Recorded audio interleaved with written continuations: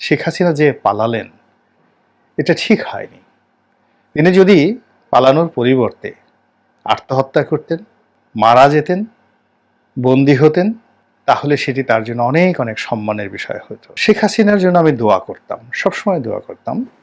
তো সেই দোয়া করতে গিয়ে আমি যখন দেখতাম যে তিনি আমার প্রতি নিষ্ঠুর আচরণ করছেন, তখন আমার খুব কষ্ট লাগতো। এই কারণে যে তিনি হয়তো বিপথে আছেন। এই কারণ হলো, আপনার জন্য যদি কেউ দোয়া করে আর আপনি সেই দোয়াকৃত মানুষটিকে যদি চিনতে না পারেন এবং উল্টো যিনি আপনার জন্য দোয়া করছেন তাকে আপনি ক্ষতি করেন, বারবার ক্ষতি করতে থাকেন, ধরে নিতে হবে যে আপনি পথভ্রান্ত। তা আমি নিজে নিজে চিন্তা করতাম যে আমি শেখ হাসিনাকে এত ভালোবাসি, এত দোয়া করি, কিন্তু উনি কেন আমার প্রতি রহম করেন না? কেন আমার প্রতি এত ক্রোধ? কেন আমার স্ত্রীর গাড়ি ভেঙে দিতে হবে? আমার গাড়ি, এই কয়দিন আগে আমার গাড়িটা ভেঙে দেওয়া হলো।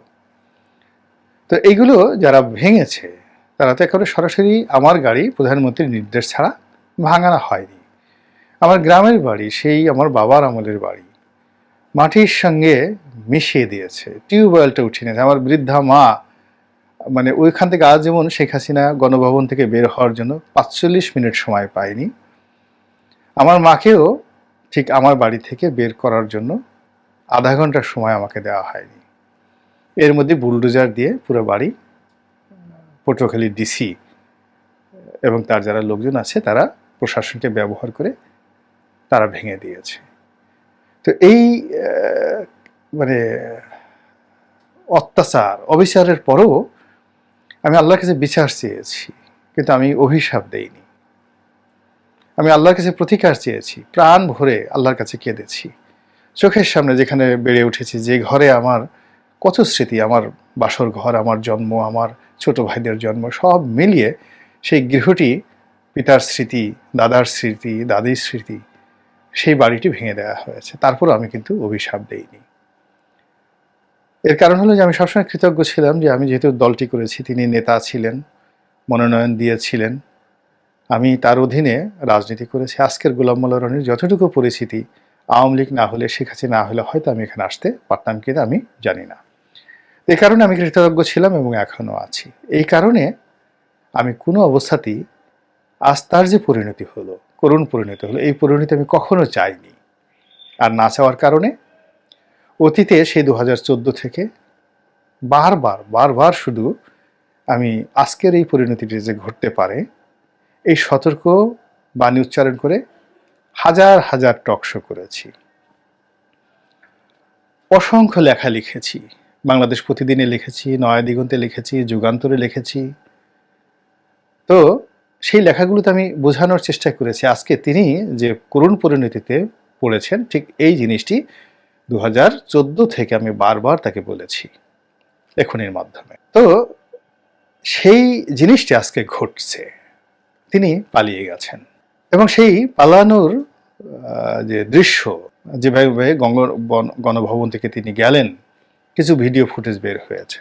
তারপর তিনি যেভাবে বাংলাদেশ থেকে আগরতলা গেলেন, আগরতলা থেকে দিল্লিতে গেলেন এবং শেষ পর্যন্ত দিল্লি তাকে রাখবে না। দিল্লি তাকে তৃতীয় কোনো দেশে, বেলারুশ হতে পারে, রাশিয়ার অধীনস্থ কোনো প্রদেশ, অথবা ভারতের সাথে খুব সম্পর্ক রয়েছে এরকম কোনো দেশ, অথবা নিদেন পক্ষে যুক্তরাজ্য, ইংল্যান্ড, সেখানে ভারতের দুতিয়ালিতে তিনি রাজনৈতিক আশ্রয় লাভ করতে পারেন এবং সেখানে তারেক রহমান সাহেবের বাসায় তিনি যদি দাওয়াত খেতে যান, এটা আমি খুব আশ্চর্য হব না, এটা আমি আলাদা আর একটা ভিডিও করব।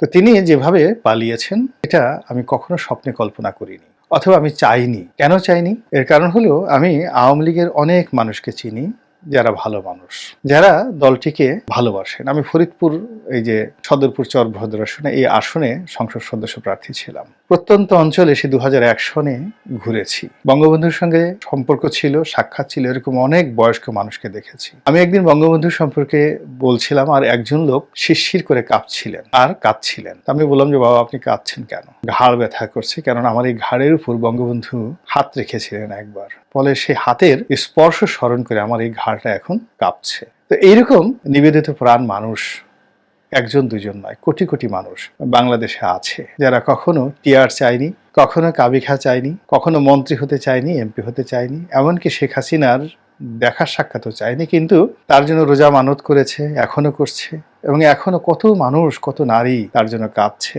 এটা যারা আওয়ামী লীগ করেন তারা জানেন, বাইরের লোক বুঝতে পারবেন না। আওয়ামী লীগ মানেই হাসান মাহমুদ নয়, পলক নয়, বিপু নয়, কিংবা দীপুমণি নয়।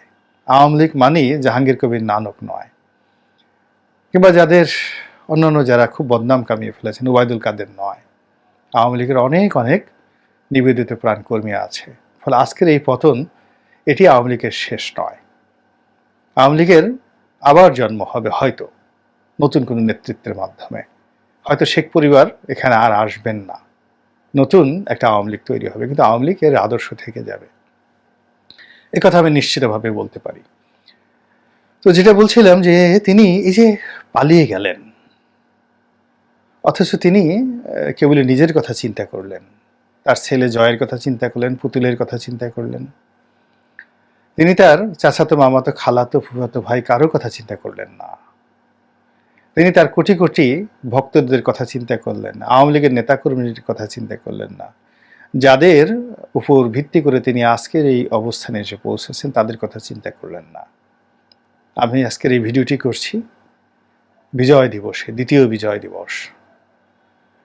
তো এই দ্বিতীয় বিজয় দিবসের যে সারা বাংলায় হাসির রোল, আনন্দের রোল চলছে, এর মধ্যে যে কোটি কোটি মানুষ পালিয়ে বেড়াচ্ছে, যেভাবে কিছু জুলুমবাজের, আওয়ামী জুলুমবাজের অত্যাচারে বিএনপির কোটি কোটি মানুষ দিন রাত পালিয়েছিল, এখনো পালিয়ে আছে, যেভাবে হাজার হাজার মানুষ জেলখানাতে আছে, লাখ লাখ মানুষ মামলা মোকদ্দমায় দিশেহারা, ঠিক সেম জিনিসটি আরও দ্বিগুণ হয়ে এই আওয়ামী লীগের নিরীহ নেতাকর্মীদের উপর তো বটেই, মধ্যম শ্রেণীর নেতাকর্মীদের জীবনটাকে অনাগত দিনে, আগামী দিনে একেবারে তছনছ করে ছেড়ে দেবে। আর যারা মাখন খেয়েছে, পোলাও খেয়েছে, তারা ঠিকই নিরাপদ আশ্রয় চলে গেছে, পালিয়ে গেছে।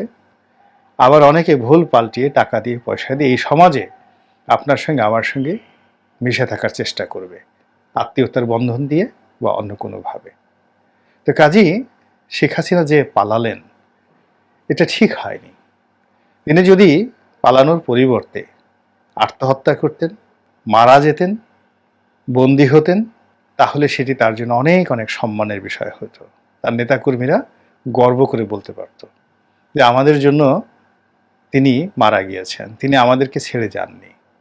তো তিনি যখন চলে গেলেন, এই যে পালিয়ে চলে গেলেন, এখন সঙ্গত কারণেই তার বাবার ইতিহাস আসবে, তার দাদার ইতিহাস আসবে, তার ভাইদের ইতিহাস আসবে, আরও কত কিছু যে হবে, যেগুলো শুনে আওয়ামী লীগের যারা লোকজন রয়েছে তাদেরকে তারা কিছু বলতে পারবে না, কিন্তু তাদের অশ্রু, তাদের ক্রোধ, তাদের ঘৃণা সব মিলিয়ে শেখ হাসিনার এই জীবনের প্রাপ্তিটি এই শেষ সময় এসে কি হয়ে গেল।